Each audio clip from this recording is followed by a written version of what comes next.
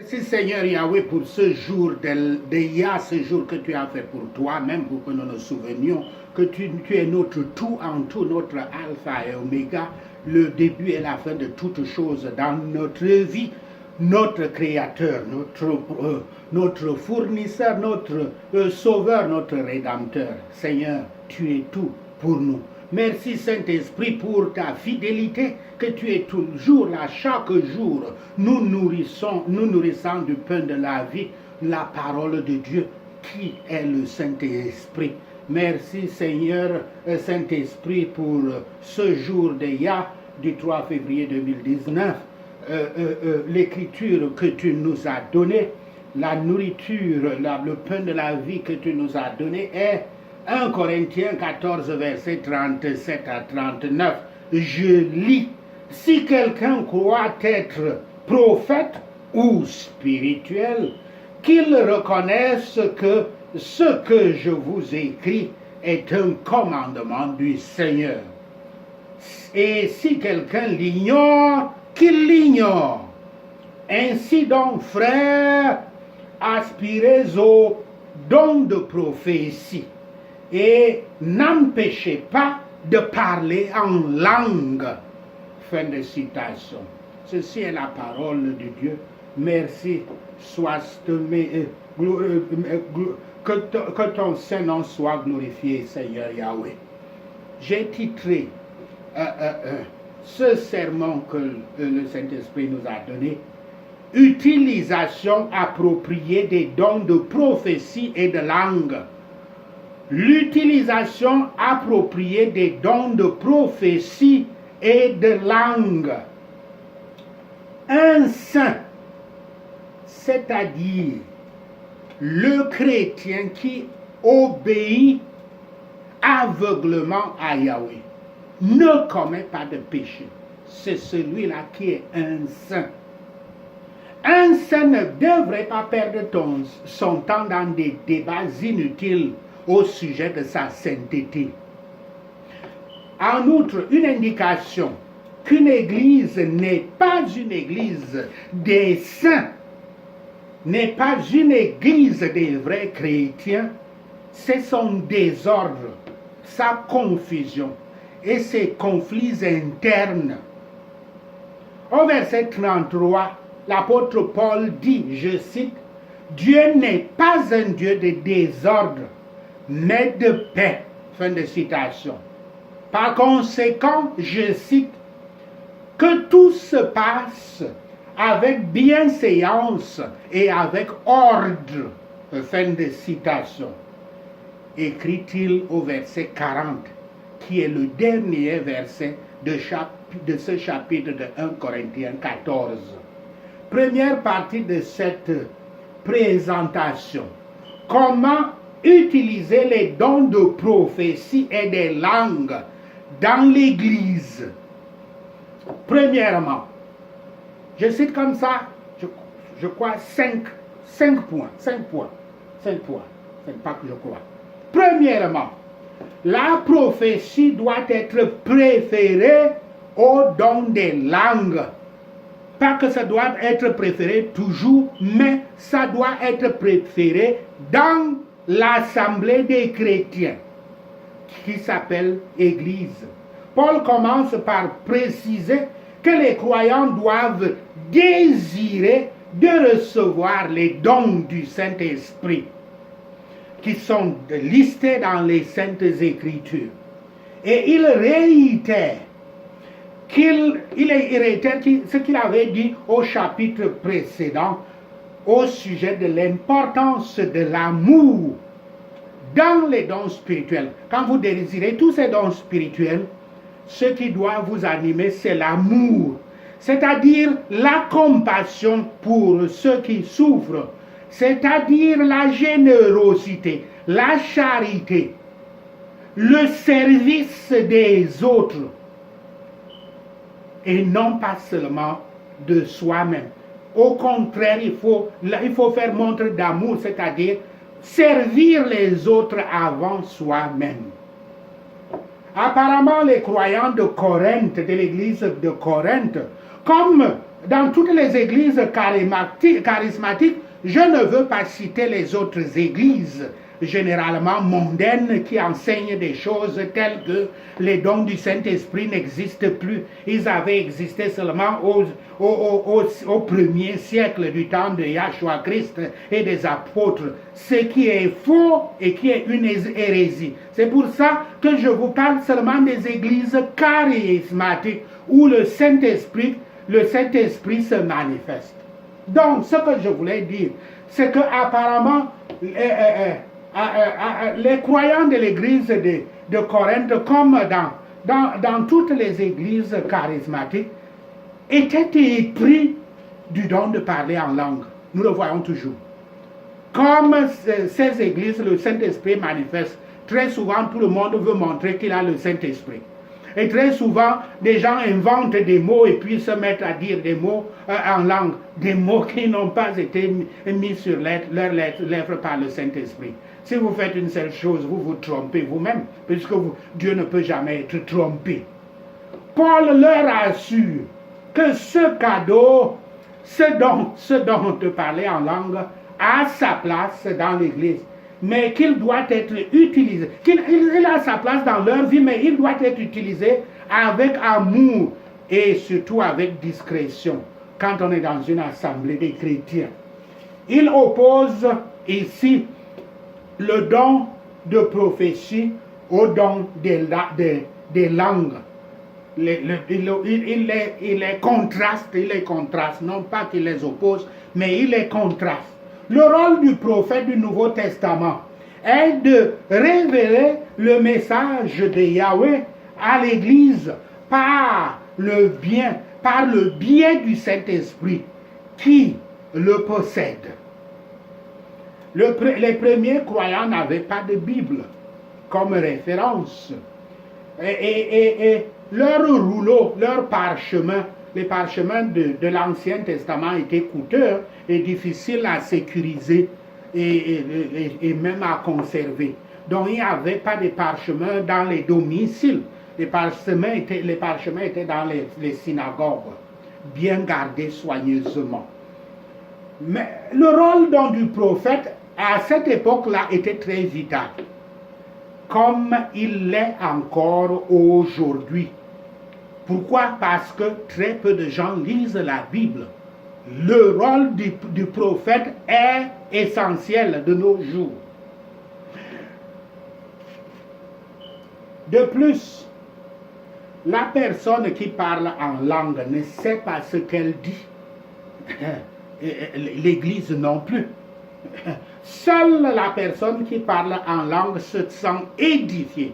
Édifiée, c'est un terme très important, puisque le chrétien se construit chaque jour jusqu'à sa mort. Il se construit spirituellement. Le Saint-Esprit est justement en lui pour cela, pour l'aider à s'édifier. Donc, seule la personne qui parle en langue se sent édifiée, alors que les prophètes édifient tous ceux qui entendent. Je parle là de l'assemblée de Dieu. Il peut arriver toujours que dans les séances de délivrance, pour les ministres qui sont loin du don de guérison, ils parlent en langue et luttent contre les démons et les mauvais esprits, de sorte que les démons et les mauvais esprits seront toujours surpris par ce qui leur arrive quand ils parlent en langue. Parce qu'ils parlent en langue, lui seul et le Saint-Esprit se comprennent. Prophétiser, c'est-à-dire révéler la volonté divine, est donc contrasté avec le fait de parler en langue ici. Parler en langue attire l'attention, plus que la simple interprétation des Écritures. Parler en langue satisfait davantage l'orgueil, mais promeut moins les objectifs de la charité compatissante chrétienne qu'on appelle amour. Parler en langue ne ferait pas également du bien à l'âme des gens aux âmes des gens qui sont assemblés? Ce qui peut être compris, ce qui ne peut pas être compris ne peut pas édifier.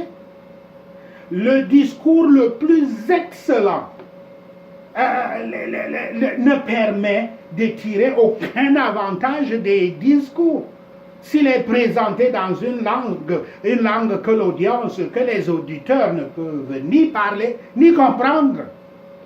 Chaque don ou possession a une valeur proportionnelle à son utilité. Même fervente, l'affection spirituelle doit être régie par l'exercice de la compréhension, sans quoi les gens déshonoreraient les vérités qu'ils professent promouvoir. Deuxièmement, parler en langues inconnues ne peut pas être profitable dans une assemblée. Paul demande aux Corinthiens de supposer qu'ils soient venus chez eux en ne parlant que dans des langues étranges qu'ils ne pouvaient pas comprendre. De toute évidence, ils auraient eu besoin de connaissances et d'instructions pour cette langue-là. Il en va de même pour les nouveaux croyants actuellement parmi eux. Si une trompette militaire, il prend un exemple, si une trompette militaire donnant des signaux aux soldats n'est pas claire, que le signal soit d'avancer ou bien de reculer, comment l'armée peut-elle fonctionner dans ces conditions? Même un apôtre, qui est la plus haute autorité dans l'Église des saints, l'Église du Christ, ne peut pas édifier à moins qu'il parle de manière à être compris par ses auditeurs. Dire des paroles qui n'ont pas de sens pour ceux qui les entendent, ce n'est que parler en l'air. Cela ne peut pas répondre. Cela ne peut répondre qu'à la fin d'un discours qui n'a pas de sens. Dans ce cas, orateurs et auditeurs sont étrangers l'un de l'autre. Tous les services religieux devraient être célébrés dans des assemblées chrétiennes appelées églises, afin que tous puissent y participer et en tirer profit.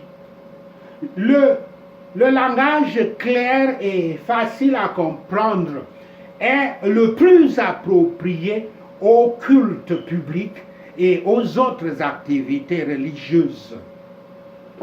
Tout vrai disciple du Christ préférera faire du bien aux autres que de profiter seul du don de parler en langue, ce qui veut dire amour, qu'il fait preuve d'amour. Troisièmement, le culte qui peut être compris doit être exhorté. Paul ne dit jamais aux Corinthiens et aux chrétiens de ne pas parler en langue. Parler en langue est la preuve qu'un croyant est réellement possédé par le Saint-Esprit. Je cite ces Écritures qui le confirment. Car en lui, vous avez été comblés de toutes les richesses qui concernent la parole et la connaissance. Fin de citation. Citation de 1 Corinthiens 1 verset 5. Autre citation. Lorsque Paul leur eut imposé les mains, le Saint-Esprit vint sur eux et ils parlaient en langue et prophétisaient. Fin de citation. Citation de Actes 19, verset 6. Le Christ Yahshua lui-même avait énuméré, entre autres, les signes qui indiquent qu'une personne est un saint, est un disciple du Christ, est un vrai chrétien. Je cite, « Voici les miracles qui accompagneront ceux qui auront cru. En mon nom, ils chasseront les démons. Ils parleront de nouvelles langues. » Fin de citation. Citation de Marc 16, verset 17. Il n'y a pas plus clair que cela. Un chrétien, véritable chrétien, le Saint-Esprit fera qu'il prouve qu'il est véritable chrétien par les miracles que le Saint-Esprit fera à travers lui.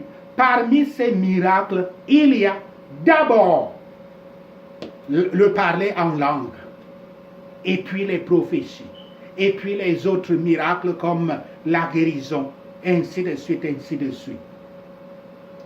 Mais Paul est ferme dans la clarification de la bonne façon d'utiliser le don, ce don de parler en langue dans l'Église des saints. Il insiste sur le fait que les dons qui bénéficient à l'Église devraient toujours avoir la préférence sur ceux qui n'édifient pas l'individu dans l'Église.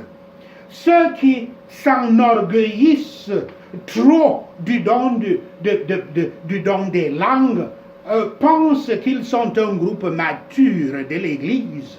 Mais Paul dit qu'ils pensent comme des enfants. Ils pensent comme des enfants.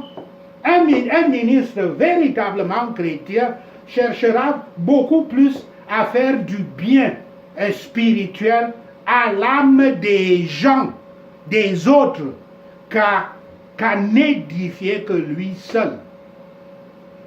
Cela, et le faire, c'est prouver, c'est se prouver soi-même serviteur du Christ. Les autres verront d'ailleurs que vous êtes vraiment un serviteur du Christ si vous le faites. Les enfants sont susceptibles d'être frappés par la nouveauté, mais n'agissez pas comme les enfants. Mais le disciple du Christ devrait être comme des enfants, comme notre Seigneur Yahshua le dit, mais des enfants dépourvus de ruse et de malice, d'hypocrisie. Cela rendrait le christianisme ridicule aux yeux d'un païen d'entendre les ministres prier et prêcher dans une langue que ni lui ni l'Assemblée des chrétiens, l'Église ne comprennent. Mais si ceux qui exercent un ministère interprètent clairement les Écritures ou prêchent les grandes vérités et les règles de l'Évangile et les lois de l'Évangile, faut-il dire, un païen ou un non-instruit bibliquement pourrait se convertir au christianisme. Sa conscience pourrait être touchée. Les secrets de son cœur pourraient lui être révélés et ainsi il pourrait être amené à confesser sa culpabilité et à comprendre que Yahweh était présent dans l'Église, dans l'Assemblée où il était. La vérité des Écritures, clairement et dûment enseignée, a un pouvoir merveilleux d'éveiller la conscience et de toucher le cœur. Car Yahshua Christ a dit, la parole de Dieu est esprit. La parole de Dieu est Saint-Esprit. Donc, quatrièmement, les troubles dus à des vains étalages des dons indiquent l'absence de Yahweh. Paul écrit que tous les dons spirituels doivent être utilisés de manière ordonnée, utile et productive. Productif est important. Comme je vous ai parlé, d'édifier. Il est question d'édifier les gens. Donc, l'expression publique de parler en langue devrait être limitée. Limitée à 2 ou 3 personnes dans une assemblée, avec des interprétations à chaque fois. On ne doit jamais parler en langue pour que ça ne serve à rien. Il faut que, s'il y a ceux qui ont le don des langues, il faut aussi qu'il y ait quelqu'un qui a le don d'interprétation de langue. Mais si dans une église, il n'y a pas quelqu'un qui a le don d'interprétation des langues, on ne devrait pas parler en langue au cours de l'assemblée de l'église. Parce qu'autrement, la personne devrait adorer dans ce cas-là, la personne qui a le don de langue doit adorer de manière silencieuse et privée. S'il doit prier en langue, il doit prier en langue dans son cœur. Il doit le faire dans son cœur. Très souvent, lors des prières dans l'assemblée en groupe, là, il peut prier en langue. Mais quand il faut s'adresser à l'église, on ne parle pas en langue, à moins qu'il y ait un interprète. Les activités religieuses dans les assemblées publiques devraient avoir donc cette vue, c'est-à-dire que tout doit être fait pour édifier les âmes. En ce qui concerne la langue parlée, ainsi, un autre présent était donc capable d'interpréter, comme je l'ai déjà dit, 2 dons miraculeux pourraient être exercés à la fois dans l'assemblée des chrétiens, ce qui permettrait d'édifier l'Église et de confirmer la foi des auditeurs en même temps. Là, c'est profitable. En ce qui concerne la prophétie, 2 ou 3 seulement devraient parler lors d'une assemblée, comme par exemple un jour de Yah. 2 ou 3 seulement devraient prophétiser. Il ne devrait pas être un concours de prophétie, c'est-à-dire les gens ne font que défiler pour dire qu'ils font des prophéties. Et ils doivent le faire, ces 2 et 3 doivent le faire à tour de rôle, pas tout à la fois. L'homme ou la femme inspiré par le Saint-Esprit de Yahweh observera l'ordre et la décence dans la délivrance de ces révélations prophétiques. 5e, à propos des femmes qui parlent dans l'Église. Remarquez bien que Paul ne se réfère pas à toutes les femmes, mais uniquement à, je cite, vos femmes. Même comme dans les traductions bibliques, il y a d'autres traductions disent les femmes. Et ils ont en partie raison, puisque le mot grec du texte original, ho, peut être interprété par vos ou par les. Mais ici, la bonne traduction, celle que j'ai prise dans le King James Version, la version autorisée, c'est vos femmes. J'expliquerai par d'autres écritures. Car il s'agit ici des femmes, des hommes pieux de l'Église, c'est-à-dire des femmes mariées, mais aussi des jeunes femmes qui sont placées sous l'autorité de leurs parents. Dans notre société actuelle, influencée par le féminisme et les droits humains de la femme, les propos de Paul influencés par les droits de la femme, mais influencés par le monde qui est entré dans l'Église du Christ et qui est en train d'influencer l'Église du Christ vers la mauvaise direction. Donc, les propos de Paul dans ce chapitre au sujet des femmes ont souvent suscité beaucoup de débats houleux, mais Paul ne semble pas dire que toutes les femmes devraient rester silencieuses à toutes les fonctions de l'Église. Paul lui-même avait précédemment validé la participation des femmes à la prière et à la prophétie. je cite, toute femme au contraire, qui prie ou qui prophétise, la tête voilée, la tête non voilée, déshonore son chef. C'est comme si elle était rasée. Fin de citation. Citation de 1 Corinthiens 11, verset 5.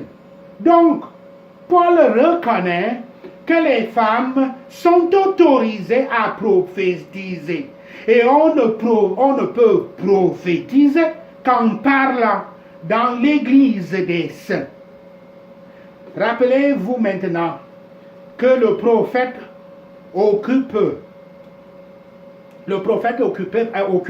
le deuxième rang comme autorité dans l'église du Christ, après l'apôtre. Cela est dit dans 1 Corinthiens 12, verset 28. Ce qui veut dire que les femmes sont autorisées à occuper le deuxième rang, le rang de deuxième autorité dans l'église du Christ. Elles sont autorisées. Et quand on sait que pour être apôtre, il s'agit d'une onction, de notre Seigneur Yahweh, et que Yahweh peut donner son onction à qui veut. Il n'a jamais dit qu'il exclut les femmes de son onction. Cela veut dire que les femmes peuvent et sont autorisées à être apôtres aussi. Les apôtres sont supérieurs à tous les pasteurs et consorts en ceci qu'ils implantent les églises. Non seulement ils ont tous les pouvoirs pour diriger des ensembles d'églises et non pas seulement une chapelle, mais ils ont le pouvoir et l'onction, et leur mission est aussi d'implanter des églises à travers le monde dans leur œuvre d'accomplissement de la grande commission. Donc, Yahweh comble les femmes du même Saint-Esprit que les hommes, des mêmes dons que les hommes. Paul fait donc référence ici aux femmes mariées à des saints, à des hommes saints, auquel cas il leur demande de laisser leur mari parler pour eux deux.